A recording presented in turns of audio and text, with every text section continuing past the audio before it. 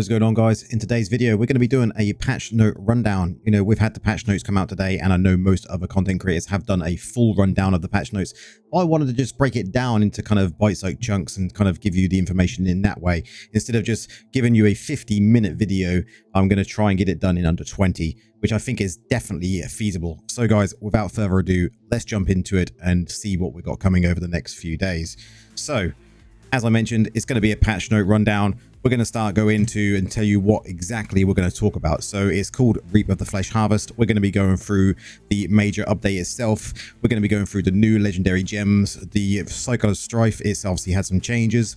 We're going to be going through the events, rewards, PvP and war games, quality of life updates that have come to the game, codex changes, dungeon updates, new cursed shrines, which sound amazing, build and essence updates, vault and warband updates, familiar improvements because they have had some, balance changes by class, and then we've got matchmaking updates as well, guys. So next up, when we're going to be going through and telling you when the patch is coming. The Reap of Harvest is going to be coming on the 25th for the majority of us. For me in the UK here, it's going to be coming around about 3 AM on the 25th. Obviously there you can see your times for the Oceania, the East Asia, Southeast Asia and Europe servers going to be on the 24th. The patch notes will be going live between 5 and 7 PM. And then on the 25th, 1 AM to 3 AM PDT for all American servers. Now, when it comes to what is going to be going on in this major update, it's going to be based around Shavel Zone. The quest line is going to carry on following the Prince, and as it descends into darkness, it's going to bring corruption to the zone. The Sharborn Hive and a wave of new enemies are going to be taking over the entire zone. Bounties and rewards are going to be opened up to go through the entire zone. You're going to be expecting bosses across multiple different zones in the Wicker Fields, the Moonlit Highlands, and the Darkened Glade. I can't wait to explore Shavel a bit more into detail. Now, we're going to be getting a free code with some freebies coming up on the 25th as well. Flesh Harvest, if you put that into the redeem, you're going to be getting a legendary crest, 2 legendary items, 3 aquamarines, and 3 sapphires. Always good to get something for free. The new legendary gems, which he already released a video for, but you've got the 5-star Haunt Coil, which we've talked about in a previous video, the Fading Nostrum, and the Mountain Toe, all look to be very interesting gems. We'll be doing some testing out once they're live and seeing which ones are going to be good when it comes to doing them, using them in PvP, because I think that's where they're aimed towards. Then we have Cycle of Strife Reborn, where we got Shadow War changes, we got some Shadow Contracts updates, Shadow Cloak, which is brand new to the game, and a lot more. So the Shadow War changes, basically it's going to be a Swiss tournament style, 2 matches per week for every clan, 3 points for a win, 1 point for a loss. There's going to be no eliminations. It's just going to be ranking up by the points that you collect. The top 10 clans will be greatly rewarded, and the clans, if you rank between 11 and 20, you're going to get some rewards as well. Shadow contracts are going to have fewer tasks, automatic rewards are going to be given, and just more loot to earn from them. Shadow cloaks, which are brand spanking new, you can see here in the image, they're going to be a seasonal cosmetic when you are the shadows, just like when you're the immortals, you have the immortal cosmetic. This is going to be obviously for active clans that reach certain milestones. The shadow cloak will look different as you reach them. Looks really, really interesting. I think it's about time we had one of these for the shadows, because it gives us a sense of progression through the kind of leveling procedure of the clan. Ordeal is a 4-player exclusive clan dungeon. You're going to be able to fight 2 bosses, which is going to gain you marks for the clan and buffs with progression. You've also got new clan management tools coming. We're going to be able to export data out of the game into a spreadsheet so we can actually see who's active and who's not. It's going to show us also view history logs, so we're going to be able to see who's leaving, who's joining. You're going to be actually able to send bulk mail by rank, so if you've got people in the clan that are not doing as much progress as others, you're going to be able to message them and kind of give them a small little kick to obviously get them to speed up their progress. And there's plenty more coming. The most important one, I think, along the bottom there is the reduced shadow assembly time. I think that's great. The amount of times we spend in the shadow assembly, which is just wasted time, if we can be in there less time, then brilliant.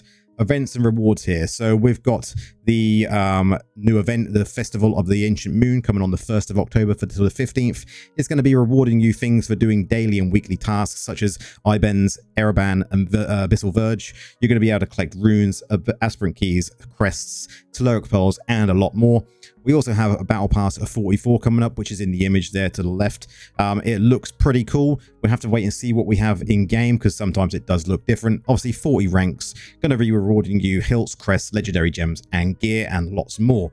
And next up, guys, we've got the Skyborn's Scourge Phantom Cosmetic. It's coming up on the 28th till the 22nd of October. It's a Valkyrie-themed cosmetic. It's going to have idle effects and plenty of death animations. We've also got the Hero's Journey continuation. It's going to be into page 5 and 6. Complete the challenges for legendary crests and a portal cosmetic as well. We like these little things, and I think if you're being rewarded with crests, it's always good. Quality of life improvements and PvP and war games. So we're going to go into the war games one first. We've got this new mode coming up where we can actually make custom PvP matches. You're going to be able to create these private lobbies with up to 40 players with plenty of spectator kind of slots as well, so people can watch you when you're doing these battles. Now we've got Destruction Call coming up, which is a mode which is going to have a capture the flag mode. It's a classic mode with a Diablo flair, so if you played any other games that have capture the flag, going to be very similar to that.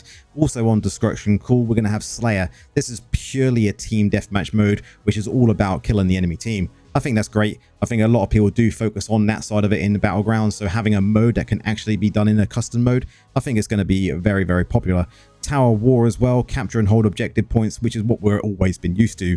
Cross-server matchmaking, which is great. Spectator slots, as I mentioned, and more competitive community play. I think this is a really good kind of thing for the game, going back into that kind of, or going into that esports kind of theme. Then next up, guys, we have got quality of life improvements and codex changes. So the codex, as you can see in the screen on the left here, has had some overhaul. You're going to have drop-down menus for weekly and daily filters for the limits that are going to be what you collect in the game. Better for reward visibility and party bonus tracking. We've had some social updates as well. So direct messages are going to be consolidated, and unread messages are going to have ease indicators both on PC and mobile. You're going to have an expanded block list and more player profile information.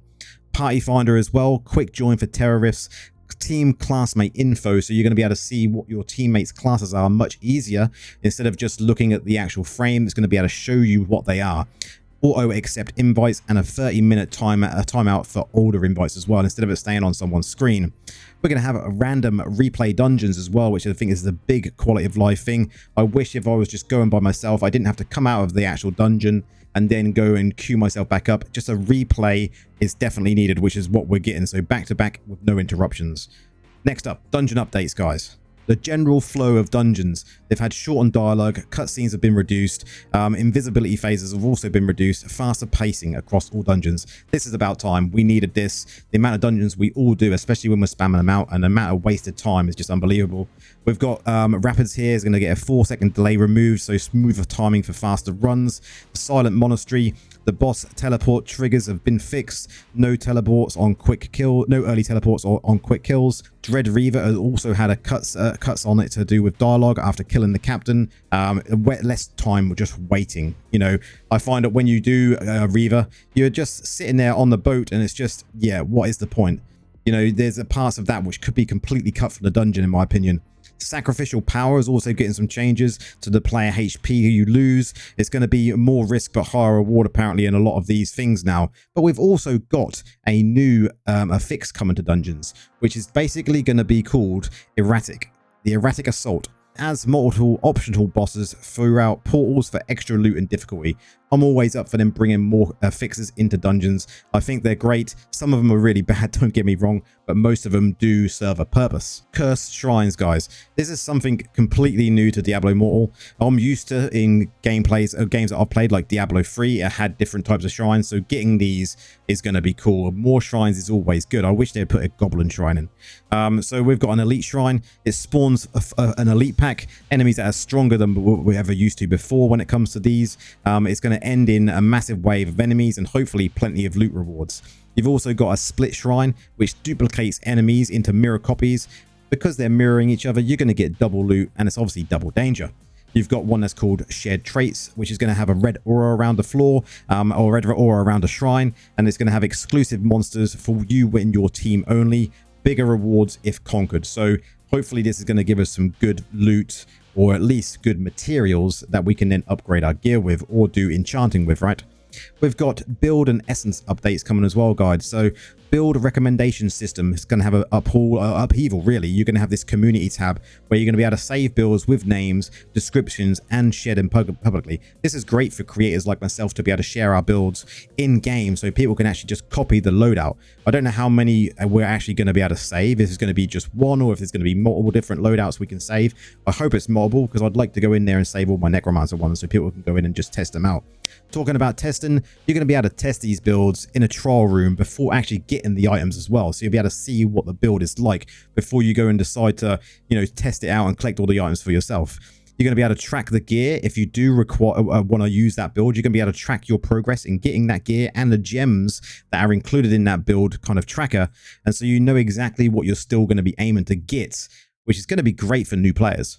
Essence transfers, we've got a lot of new legendary powers. I say new, they're actually old ones that have been reworked. If you look on the actual patch notes, which I will include in the description, there's a lot of changes to older essences for every class. More major updates, guys. Vault and Warband updates. We'll start with the Warband raids and remnants. Warband groups now only need 4 players for full rewards when farming a remnants in both Purge the Depths and Heliquary raids. So we can now get these remnants in Heliquary raids as well, as long as they're Warband with 4 or more players. I think that's a great change, because obviously you will normally get them from Purge the Depths, so this is going to be good for newer Warbands. Fewer than 4 players can still complete in the raids, but the drop quality decreases with each missing member below 4. Remnants will also now drop as a shared pool rather than individual. Any members can pick them up, making the loot less restrictive. Remnants can only drop during the first 5 clear per reset, preventing farming abuse. I think this is really, really good. This is going to make so much difference. And that actually leads on to the next one. So the next one states Warband rooms completely removed.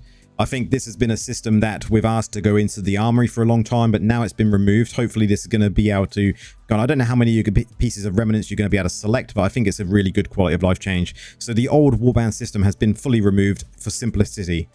Players can now individually select bonus stats for their own gear roles, other than relying on Warband choices. Warband leaders still assign remnant roles, but personal stat bonuses are independent now, meaning more control for each player in the Warband. Really, really good. Another cool one coming, guys, are vault changes. There's going to be a hidden passage appear at the start of the vault, which allows you to skip the early floors for faster loot farming. And the hilt rewards in the vault has actually changed as well. So it was for win previously 150 to 200. It's now going to be 200 to 350. If you lose, it was previously 100 to 150. It's now going to be 150 to 200. So it's significantly higher rewards for both Immortals and Shadows when defending or raiding the vault.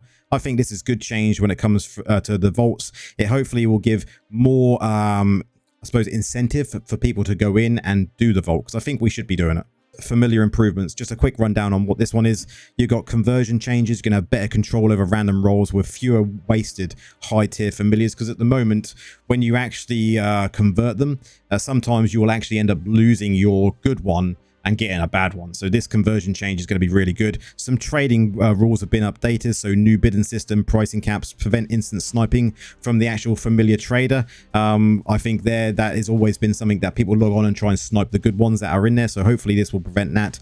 Passive skills for the familiars, a better balance across aberrant familiars to reduce extreme R&D drops. I think there's some good changes here. I really need to get into the familiar system myself to get a really good pet myself, because I don't have one. Then we've got matchmaking updates for the battlegrounds. So better team balance apparently we're going to be getting, prevents melee overload, which hopefully this is going to be the case, ensures an even distribution of both ranged and DPS roles. So we'll see what they mean by that, see if it actually improves.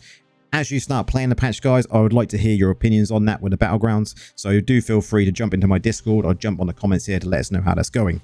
Combat resonance plus class roles factored in. It's going to be fairer fights and less one-side matchmaking. Hopefully this means that once we're above 3.5k rating, the balance of the matches are going to be, much improved. The balance changes and the old essence rework. We've updated or either tweaked or redesigned the functionality of many old legendary items in this update.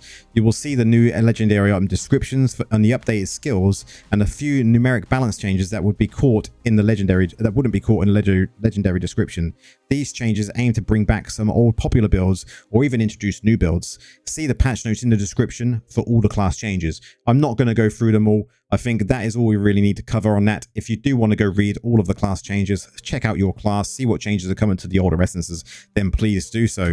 So guys, that is the rundown of the patch notes. Hopefully that did it justice. If you do want to go into it in a bit more depth, then feel free, go to the link in the notes or in the description, and you will be able to go and read all of them for yourself. But guys, if you do like the content I bring, always give the video a like, subscribe to the channel, jump in my Discord, come and have a chat with us on there. Lots of people to help us out, and we can have a discussion about the update as well.